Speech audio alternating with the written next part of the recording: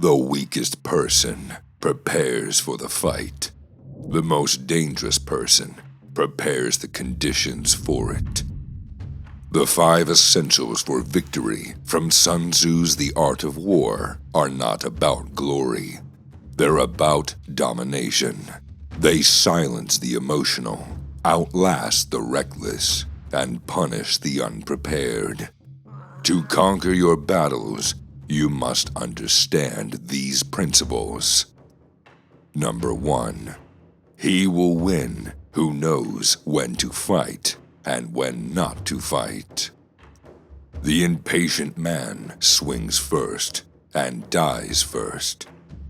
The undisciplined man thinks fighting makes him powerful. The disciplined man knows choosing not to fight is where power begins. The true tactician listens first to the silence. He studies the terrain, reads the temperature, watches the shadows. To strike too soon is to waste your blade on wind. To strike too late is to meet an enemy already braced. This is not hesitation, it is calculation. There is power in restraint. In knowing when not to fight, you show dominance over yourself. In knowing when to fight, you show your dominance over the enemy. The one who fights everything fights blind, but the one who chooses his moment shapes the battlefield itself. Conflict is not always war. The wise do not rush towards every insult or challenge. They understand that timing is a weapon. They wait as the falcon does, circling 3 times in silence before descending with lethal clarity. This silence leads us to the second essential. Once you've mastered when to act, you must now master how to act, especially when the terrain shifts beneath you. Number 2. He will win who knows how to handle both superior and inferior forces. Arrogance blinds upward. Contempt blinds downward. Both are fatal. A great enemy inspires fear. A weak one tempts recklessness. But both demand mastery. The flexible strategist does not meet force with force. He meets it with form. Like water, he adjusts. Against giants, he becomes smoke. Against the small, he becomes stone. Strength isn't in numbers. It's in knowing how to shift weight without losing balance.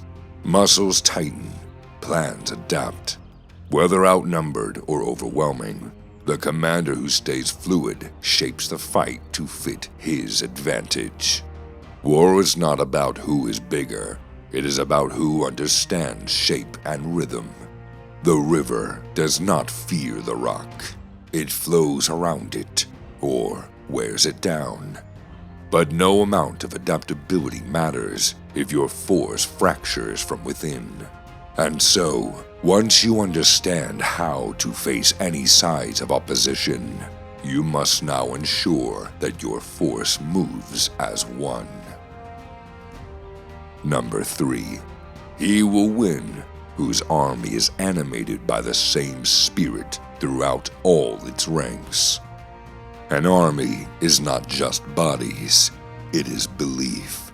Not uniformity, but unity. Not command shouted, but conviction shared. Disorder begins long before the first arrow flies. It begins in misalignment, when hearts beat in different tempos, when purpose fractures across the chain of command. But when every soldier burns with the same flame, the battlefield bends to their will.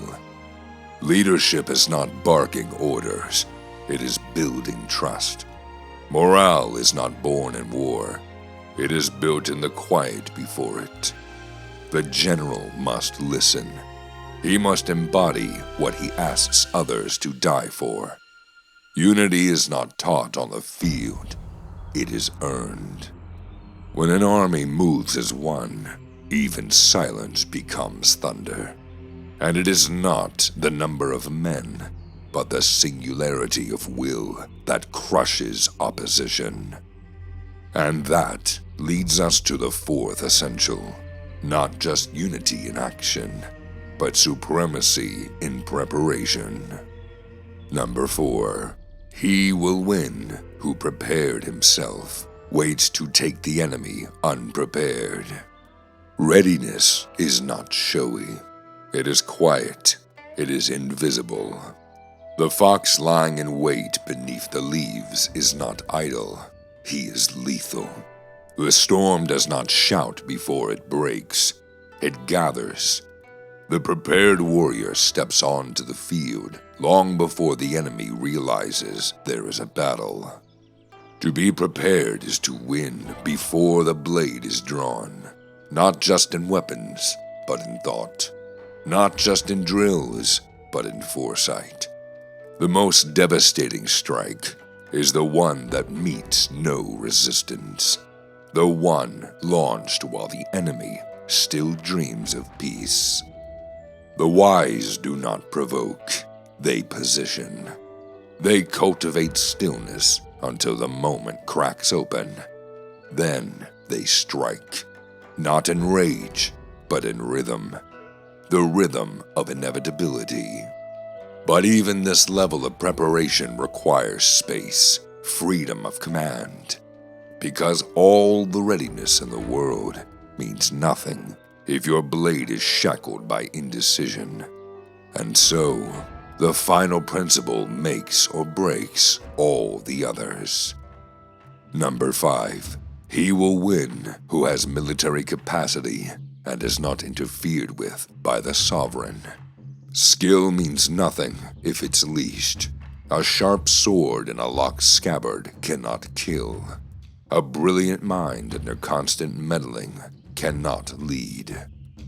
The general must be chosen well, but more importantly, trusted fully. The sovereign who appoints but does not release cripples his own weapon. Confusion in command cascades downward. Doubt spreads faster than fear.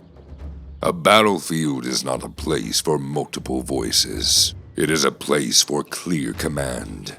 The army must follow one mind, focus, adaptive, and free to move. Micromanagement in war is death by hesitation. The wise ruler steps back. He grants vision, not shackles. For a general must be more than skilled. He must be unchained. Victory belongs not to the one who gives the order, but to the one who is free to fulfill it. The 5 essentials for victory are not poetic ideals. They are ruthless filters that separate the conqueror from the corpse. Sun Tzu in The Art of War did not speak to the hopeful, but to the disciplined, the cold-eyed, and the prepared. His principles are not bound to the battlefield alone. They apply wherever stakes are high, and failure is not an option. Master them, or be mastered by those who have. Ignore them, and you will bleed.